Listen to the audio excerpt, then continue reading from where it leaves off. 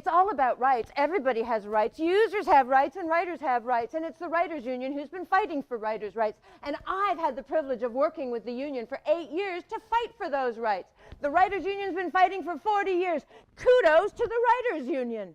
Now, the first day that I started at the Writers' Union of Canada, Stoddard and General Publishing went belly up. The banks got their money, but the writers didn't get their money, so the Writers' Union fought to get the money back to the writers.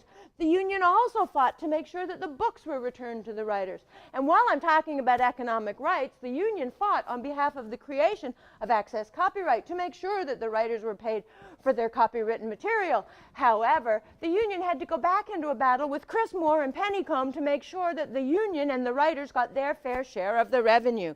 Damn good job, Writers' Union of Canada. Then we have the whole right to write, the freedom of speech issues, and the Writers' Union fought continually on behalf of writers for freedom of speech. They fought bill after bill after bill after bill to make sure that writers had the rights for freedom of speech. Then, on one day, Susan Swan stands on a street corner in Toronto reading from her book, and Leon Rook comes along, and dressed as a Mountie, he arrests her for reading pornography on the street. Well, that got the media's attention, and that night, that bill fell off the order paper in Ottawa. Now, there were other rights in addition to economic rights and the freedom of speech. There was also the right for education, and the Writers' Union knew the value of education, and they created workshops that were delivered from one end of this country to the other end of this country, and they taught writers all about the business of writing.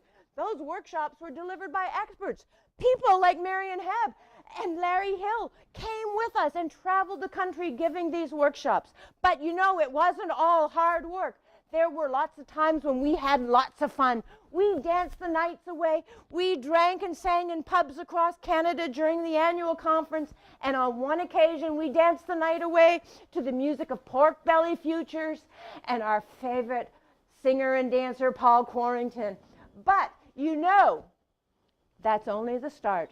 There is 40 years of work that the Writers' Union has done, and there will be many, many more. And the literary landscape is going to change in the future, and the Writers' Union will be there behind them, and the staff of the Writers' Union will be behind the union itself, and they will move forward, fighting for writers' rights into the future.